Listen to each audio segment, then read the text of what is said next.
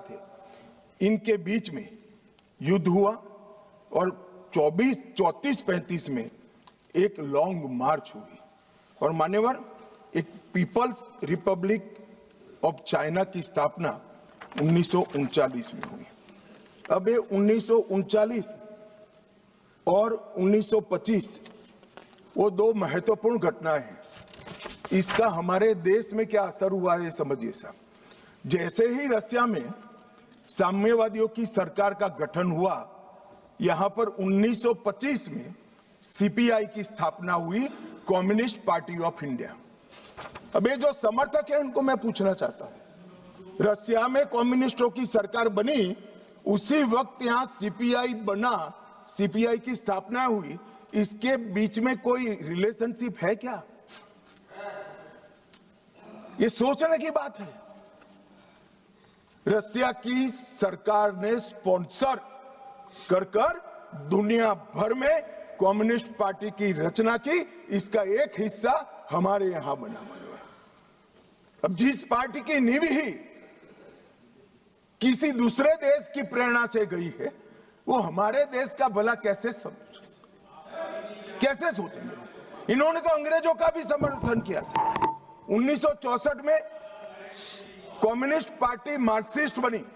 यह भी समझने जैसा है कि सीपीआईएम क्यों बना। मान्यवर 64 में 69 में 1969 में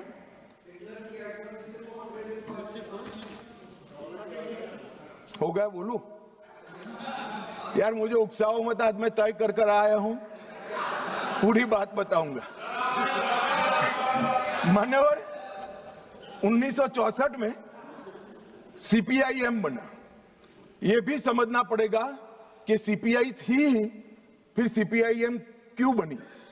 मान्यवर 1964 में सोवियत रशिया और चीन के बीच में झगड़ा हुआ, तो दोनों साम्यवादी राष्ट्र के अंदर अलग अलग विचारधारा की साम्यवादी सरकारें आई। जैसे अलग अलग विचारधारा की आई, तो यहां पर चीन की भी एक समर्थित पार्टी सीपीआई मार्क्सिस्ट खोल दी, जो अभी बोल रहे थे, अपने अमराराम जी बोल रहे थे। मान्यवर ये दोनों पार्टियां कम्युनिस्टों की, एक रसिया में जब क्रांति हुई तब हुई, और एक रसिया के चीन के बीच मतभेद हुआ तब हुई। इसके बाद 69 में संसदीय राजनीति का विरोध करने के लिए, मेरी बात ध्यान से सभी लोग सुने, आपके माध्यम से मैं देश को भी कहना चाहता हूं, 1969 में सीपीआई एमएल मार्क्सिस्ट की स्थापना हुई। इसका उद्देश्य कोई विकास का वैक्यूम बनना नहीं था, कोई अधिकारों की रक्षा नहीं था। उसके संविधान में उद्देश्य था संसदीय राजनीति का विरोध कर सशस्त्र क्रांति करना, जो रसिया और चीन में कर चुके थे। मगर यहां राजाशाही नहीं बची थी, अंग्रेज यहां था नहीं, यहां संविधान से चलने वाली एक लोकतांत्रिक सरकार बन गई थी।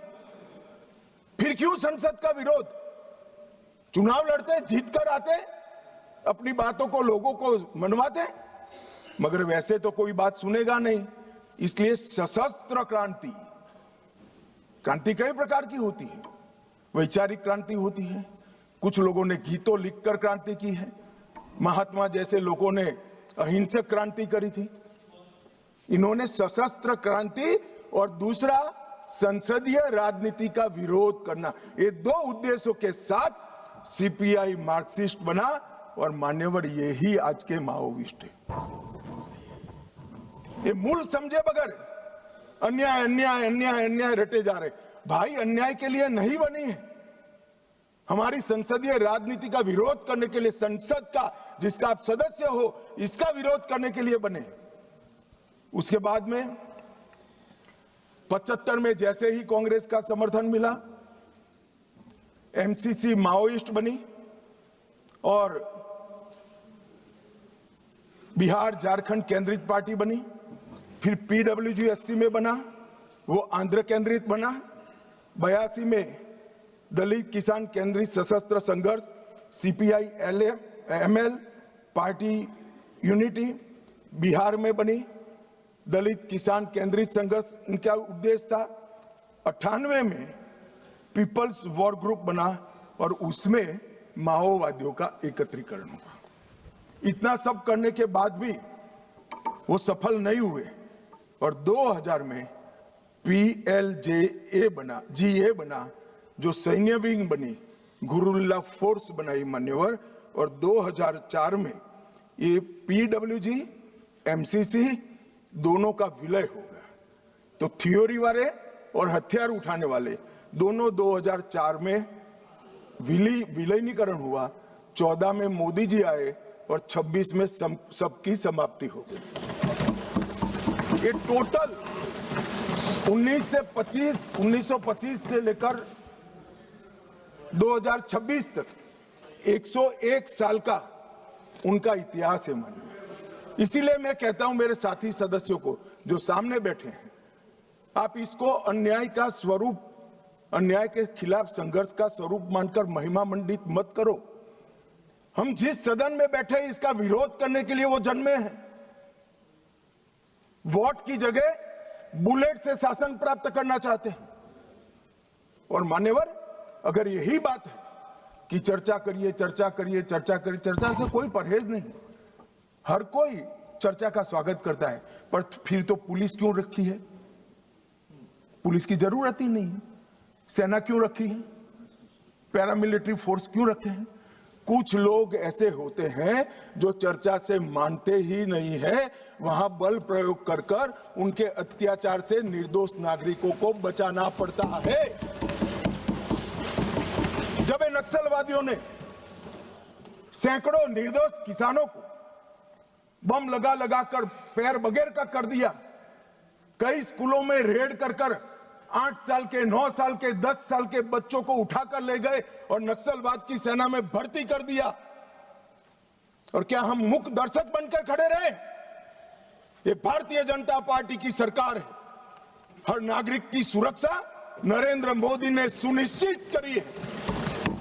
जो भी अन्याय करेगा नागरिकों के साथ, समझा तो ठीक है मान्यवर, वरना फोर्स इसी के लिए बनाई गई है। इसका उपयोग भी होगा, परिणाम भी आएगा और आज आ भी गया है।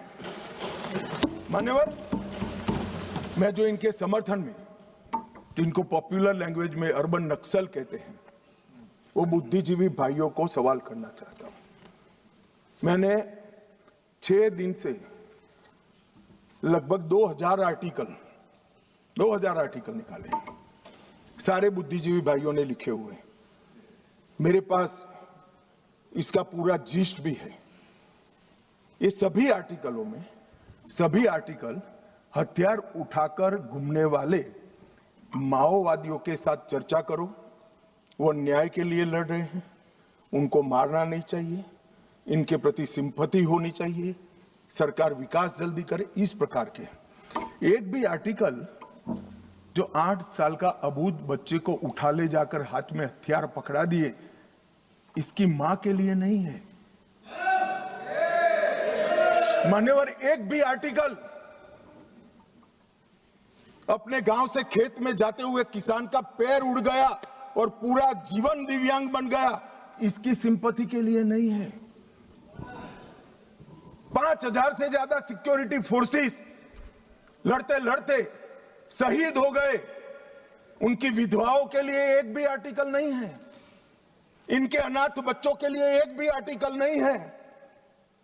आपकी मानवता संविधान तोड़कर हथियार लेकर घूमने वालों के लिए ही है।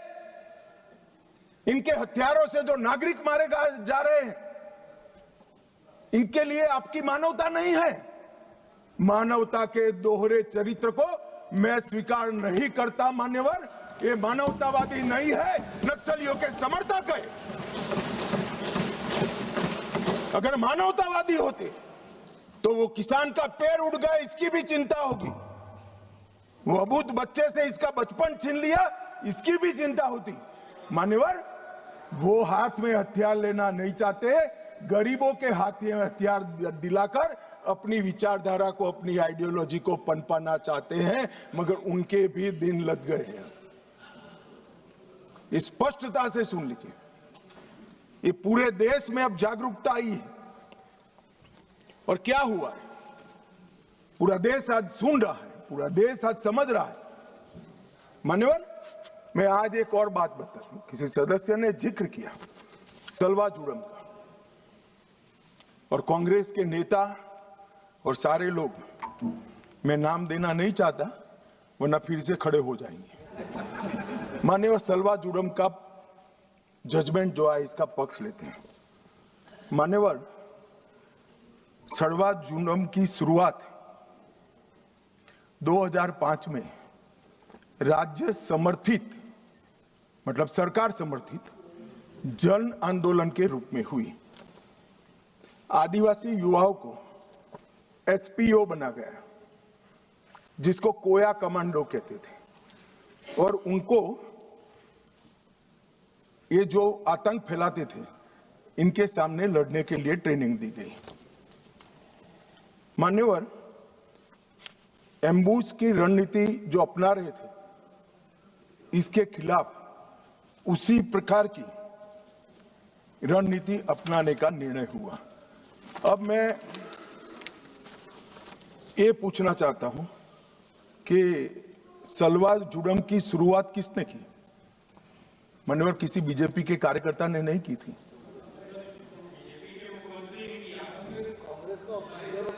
श्रीमान कर्मा ने किया था, जिनको नक्सलियों ने मौत के घाट उतार दिया, और वो कांग्रेस के नेता थे।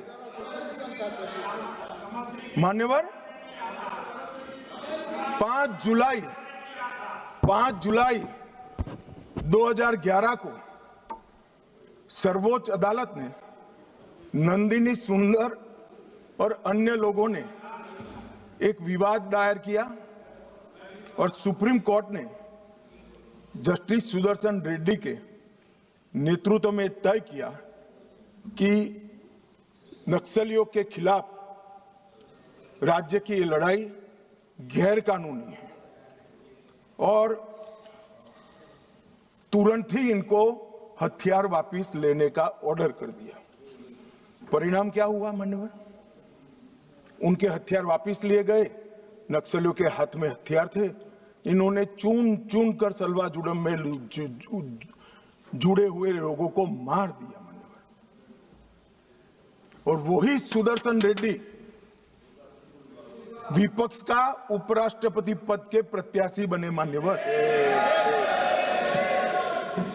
कांग्रेस पार्टी जो कह रही ना हमारा क्या लेन देन है, ये लेन देन है। जो देश की कानून और व्यवस्था में मानता है वो सुदर्शन रेड्डी को कभी अपना प्रत्याशी नहीं बनाना चाहिए। मान्यवर, हमारे यहां न्याय तंत्र की व्यवस्था है। जो जज बनता है उसको तटस्थ माना जाता रहे, ये हमारे न्याय तंत्र की आत्मा है। मगर कोई व्यक्ति जज बनकर अपनी व्यक्तिगत आइडियोलॉजी का उपयोग कर कर, संवैधानिक कपड़े पहनाकर अपनी आइडियोलॉजी को ऑर्डर में कन्वर्ट कर कर हजारों बेगुनाह आदिवासियों की जान जाए ऐसा फैसला देता है, तो मैं इस जजमेंट की घोर निंदा करता हूं। और मैं उन लोगों की भी निंदा करता हूं जिन्होंने उनको वोट दिए, प्रत्याशी बनाए। मान्यवर, आइडियोलॉजी जनता के भले के ऊपर नहीं हो सकती।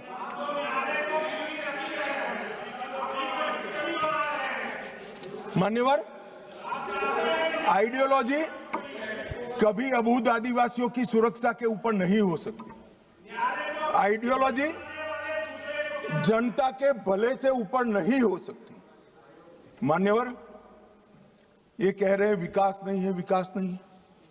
2014 के पहले का मैं बोलूंगा तो फिर से हो हल्ला करेंगे, मगर 14 के बाद का तो बोलने का मुझे अधिकार है मान्यवर, क्योंकि हमारी पार्टी की सरकार है, हमारे नेता के नेतृत्व में, नरेंद्र मोदी जी के नेतृत्व में सरकार चल रही है मान्यवर।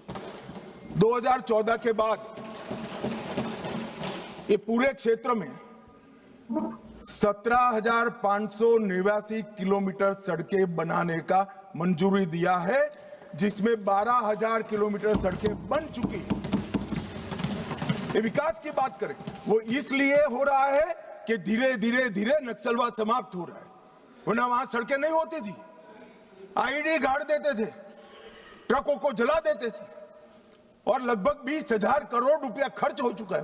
20,000 करोड़ रुपया।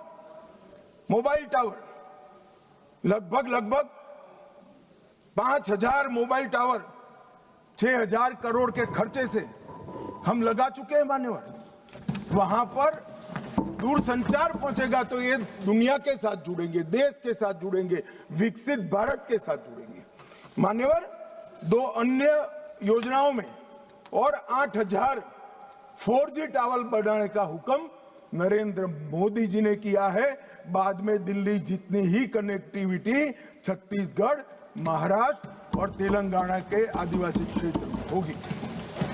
मान्यवर, 1804 बैंक शाखाएं 12 साल में खुली, 1321 ATM खुले हैं, 37,850 बैंकिंग कॉरेस्पोंडेंस बनाए गए और 6,025 डाकघर खुले। ये सिर्फ 12 साल में हुआ है, आगे कुछ नहीं हुआ। चर्चाएं करी, विकास माओवादियों ने होने नहीं दिया। हमने माओवादियों के साथ चर्चा नहीं करी, उनको समाप्त किया और विकास को आगे बढ़ाया। 259 एकलव्य आदर्श विद्यालय हमने बनाए मान्यवर।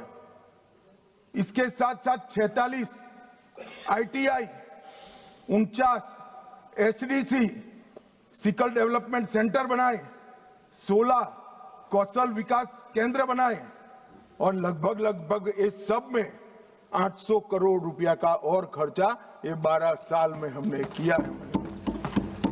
जगदलपुर छत्तीसगढ़ में जहां CSC PSC नहीं थे, वहां पर 240 बिस्तरों का सुपर स्पेशलिटी अस्पताल हमने बनाया।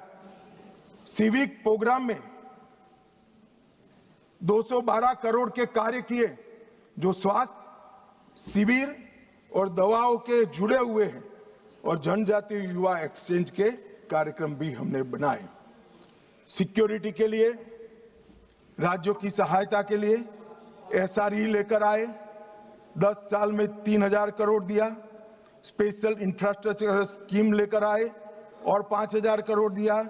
एक्सटेंडेड SIS योजना लेकर आए और 2,000 करोड़ दिया और 4,000 करोड़ केंद्रीय निधि द्वारा क्रिटिकल पब्लिक इंफ्रास्ट्रक्चर, जैसे पानी की छोटे पानी की टंकी है, जोड़ने वाली पुलियां हैं, गांव के अंदर पंचायत घर बनाना है, इसके लिए 4,000 करोड़ रुपया दिया। मान्यवर, ये क्यों हो पाया और 70 से अब तक क्यों नहीं हुआ था? कांग्रेस पार्टी करना नहीं चाहती थी ऐसा नहीं है, करने जाते थे वो धमाके कर मार देते थे।